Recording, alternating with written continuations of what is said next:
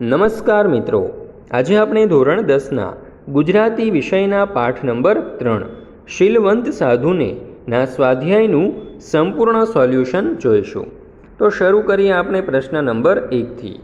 નીચે આપેલા વિકલ્પમાંથી સાચો વિકલ્પ પસંદ કરી ખરાની નિશાની કરો। પહેલો સવાલ, જેને શત્રુ કે મિત્રુ એકે નહીં ઉરમાં પંક્તિનો ભાવ શું છે?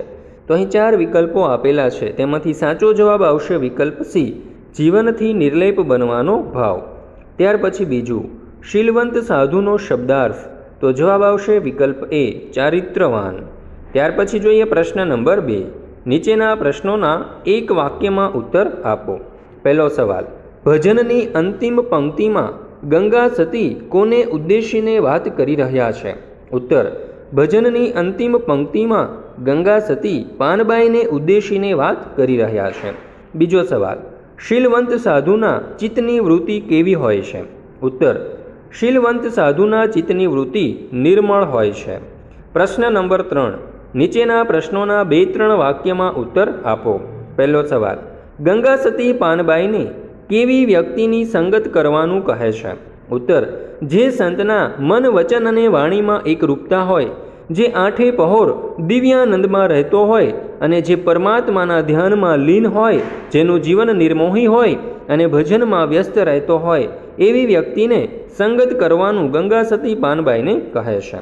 ત્યાર પછી જોઈએ બીજો સવાલ, કવિયત્રી વારંવાર નમવાનું શા માટે કહે છે? ઉત્તર, શીલવંત સાધુમાં આદર્શ સંતના તમામ ગુણો હોય છે, એના ચિત્તની વૃત્તિ પરમાત્મામાં લીન હોય છે, ગમે તેવી પરિસ્થિતિમાં પણ એના વર્તનમાં કોઈ ફેર પડતો નથી, આવા સંત પર પરમાત્માની કૃપા વરસે છે, આથી કવિયત્રી શીલવંત સાધુને વારંવાર નમવાનું કહે છે।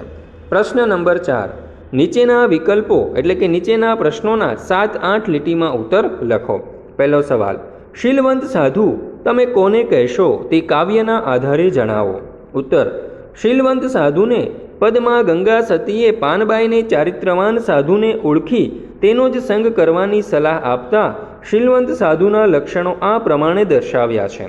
સાધુ ચારિત્રવાન હોય છે, તેઓ હંમેશા નિર્મળ અને પવિત્ર હોય છે, આથી જ પરમાત્માની એમના ઉપર કૃપા વરસે છે। એમનું લક્ષ્ય તો કેવળ પરમાર્થ જ હોય છે, એમને કેવળ પરમાત્માના વચનોમાં જ વિશ્વાસ હોય છે, એમના મન, વચન અને વાણીમાં એકરૂપતા હોય છે, એ આઠે પહોર દિવ્યાનંદમાં રહે છે, એમની તુર્યાવસ્થા જાગી ગઈ હોય છે, એ મોહ માયાથી પર હોય છે, આવા સંતોનો સંગ કરવાથી જ સંસાર તરી જવાય છે।